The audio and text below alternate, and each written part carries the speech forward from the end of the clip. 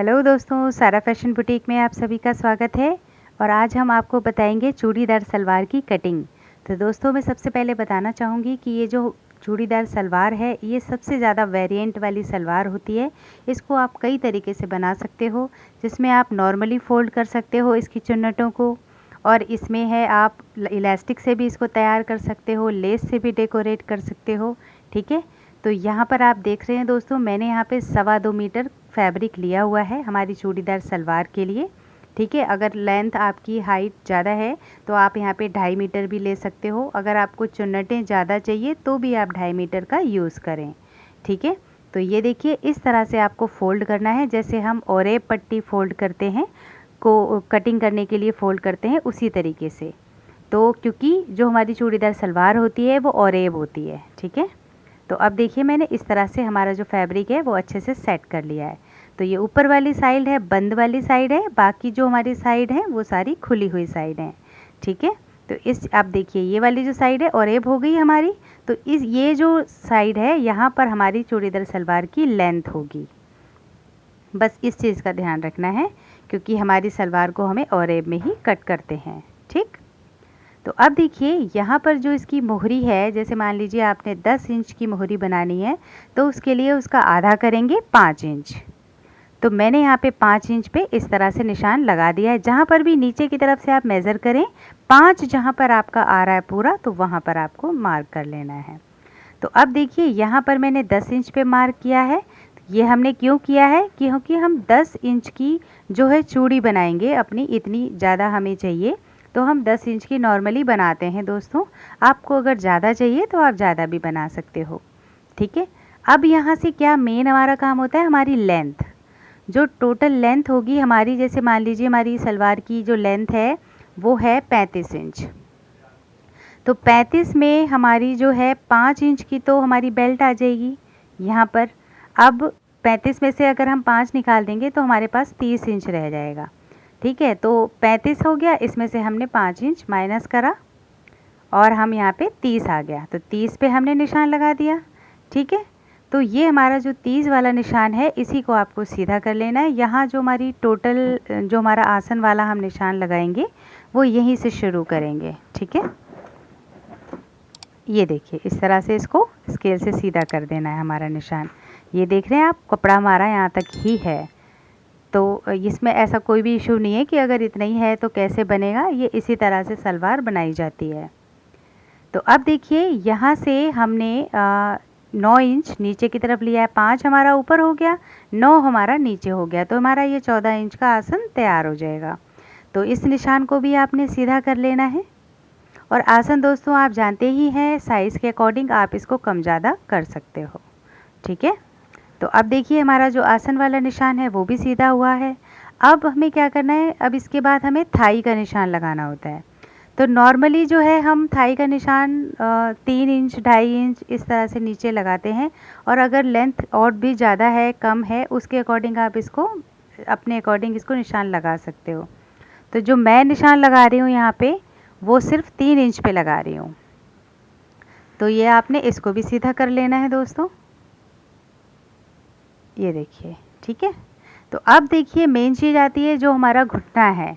घुटने का अगर आपने मेज़रमेंट लिया है दोस्तों तो बहुत अच्छी बात है, लेकिन जो नॉर्मली हम अपना रखते हैं, देखिए ऊपर की तरफ से जहाँ पर 20 या 21 इंच के अकॉर्डिंग हम अराउंड लेते हैं नॉर्मली। तो जो मैं यहाँ पे ले रही हूँ, मैं यहाँ पे 20 इंच ले रही हूँ हमारे क्योंकि मैंने मेज़रमेंट लिया है। तो जहाँ पर भी घुटना आता है हमारा जो ऊपर की तरफ से, तो वहाँ पर मैं 20 पे यहाँ पे निशान लगा रही हूँ। ठीक है, और हाइट के अकॉर्डिंग आप यहाँ पे कम ज़्यादा कर सकते हो। ठीक है, तो ये हमारा 20 इंच पे निशान लग चुका है हमारे घुटने का। तो आप इसको भी सीधा कर लें दोस्तों,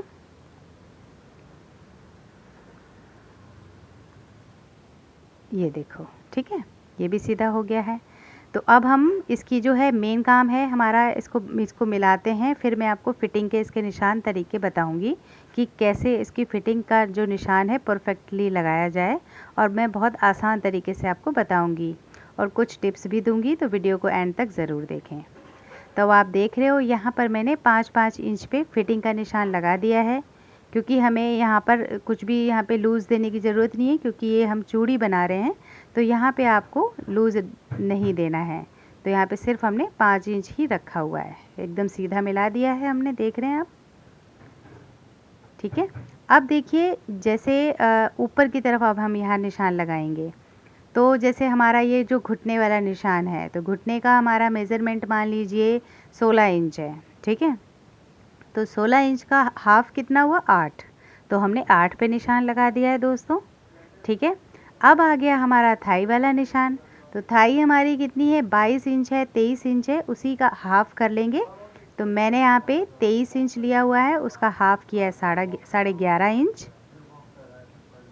तो अब देखिए यहाँ पर हमारा जो हिप साइज़ है उसका 1/4 करेंगे। जैसे मान लीजिए 42 है, 42 का 1/4 हुआ 10.5, उसमें 2 इंच की लूजिंग देगी 12.5। तो 12.5 का निशान हमने आसन पे लगाया है और 12.5 ही हमने ऊपर की साइड पे भी लगा दिया है। तो ये निशान तो आपका बिल्कुल सीधा हो गया। ठीक है, इस तरह से। तो अब देखिए आसन से लेकर के थाई वाला निशान भी मिला देना है, फिर ये घुटने वाला निशान मिलाना है और फिर ये नीचे मोहरी वाला निशान। ठीक है, तो अब आप यहाँ पे देखोगे कि ये सीधे सीधे निशान है, कोन जैसे बने हुए हैं। तो यहाँ पे हमें कोन नहीं बनाना है, बिल्कुल आपको गोलाई देनी है। तो ये देखिए गोलाई का तरीका मैं आपको बता रही हूँ। यहाँ पे ये देखिए इस तरह से गोल करते हुए लेते आएंगे और घुटने वाला निशान अच्छे से देखें, ये देखिए इस तरह से गोल लेके आएंगे। तो ये गोलाई आपकी जितनी परफेक्ट होगी उतनी अच्छी आपकी फिटिंग आएगी सलवार की, और ये जब आप पहनेंगे तो खिंची खिंची सी नहीं रहेगी। तो इसके लिए मैं एक ट्रिक और बताने वाली हूँ, तो वीडियो को एंड तक ज़रूर देखें। तो यहाँ पर देखिए मैंने 2-2 इंच की लूजिंग का निशान लगा दिया है हमारे आसन पर, और इसी तरीके से जितना लूजिंग चाहिए आपको अपने अकॉर्डिंग पूरी सलवार पे आप यहाँ पे लगा सकते हो। ये देखिए जैसे मैं लगा रही हूँ यहाँ पे इस तरह से। ठीक है, तो अब देखिए ये हमारा जो एक निशान और लगेगा यहाँ से 4 इंच पे, नीचे से मोहरी से आप इसको निशान लगाएं। तो 4 इंच पे मैंने ये निशान लगाया है। नीचे हम हुक पट्टी बनाएंगे जहाँ पर सलवार की मोहरी होती है, तो पहनने में आसानी रहती है चूड़ीदार सलवार।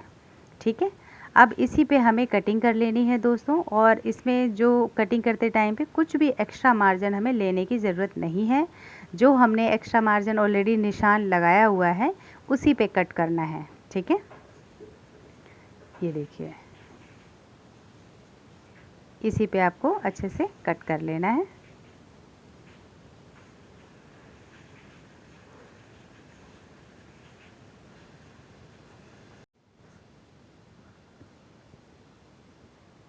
तो ये देखिए आसन की तरफ से भी आपको कट कर लेना है यहाँ पर। ये देखिए तो हमारी जो मेन कटिंग है वो हो चुकी है यहाँ पर। तो अब देखिए ये जो हमारा साइड होती है, ये एक साइड पे छोटा रह जाता है, कम रह जाता है जो कपड़ा।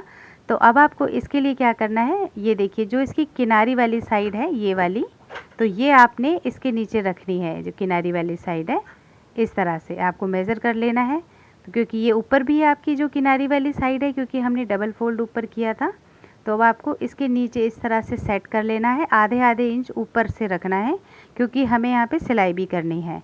तो बिल्कुल अब सीधा सीधा जैसे हमारी नीचे वाला जो पल्ला है वो पूरा है, सीधा है, तो उसी पे आप इसको रखते हुए डायरेक्ट कटिंग भी कर सकते हो। अगर फिर भी परेशानी हो रही है तो आप मार्क करके भी कट कर सकते हो। ठीक है, तो ये देखिए नीचे वाला पल्ला हमारा पूरा है और ऊपर वाला कम हो रहा है। तो यहाँ पर हमने यहाँ पे इस तरह से फैब्रिक को सेट कर देना है सिलाई करते टाइम पे। तो इस तरह से हम अपना आसन बनाएंगे। तो अब देखिए मोस्ट इम्पॉर्टेंट चीज़ जो है स्टिचिंग के टाइम पे ध्यान रखनी पड़ती है, वो ये है कि जो हमने ये निशान लगाए हैं दोस्तों, सीधे किए हैं, कि हमारा मोहरी का चूड़ीदार वाला, ठीक है, जहाँ पे हम हुक पट्टी लगाएंगे, फिर हमारा ये मोहरी वाला आएगा।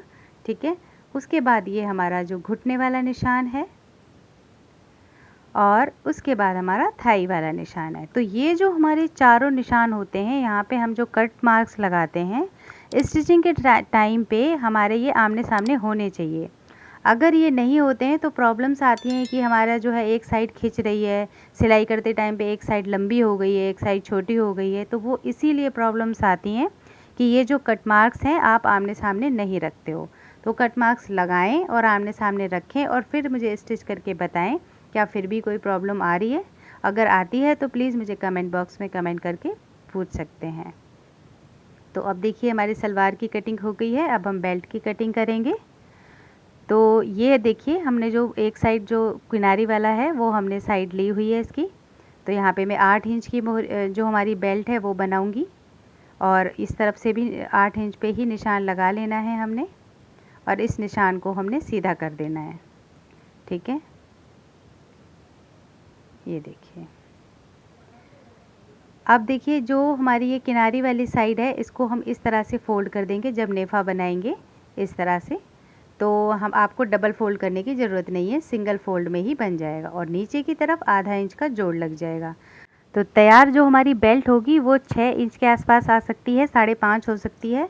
तो आधा इंच ऊपर नीचे हो जाता है तो कोई इशू नहीं है उसमें। ठीक है दोस्तों, तो अब देखिए जो इसकी लंबाई ले रही हूँ मैं बेल्ट की वो 24 इंच ले रही हूँ। इस तरह से 24 पे निशान लगा लेना है आपने और इसको यहाँ पे सीधा कर देना है इस तरह से। ठीक है, अब आपको बेल्ट कट कर लेनी है। तो बेल्ट में भी जैसे कि साइज़ के अकॉर्डिंग होता है, चूड़ीदार में हम क्योंकि चुन्नटें बहुत कम बनती हैं तो यहाँ पे बहुत ज़्यादा बड़ी आपको बेल्ट लेने की ज़रूरत नहीं है। ठीक है, नॉर्मल बेल्ट लें, फिटिंग से थोड़ा सा ज़्यादा रखें और कुछ भी आपको एक्स्ट्रा नहीं लेना है।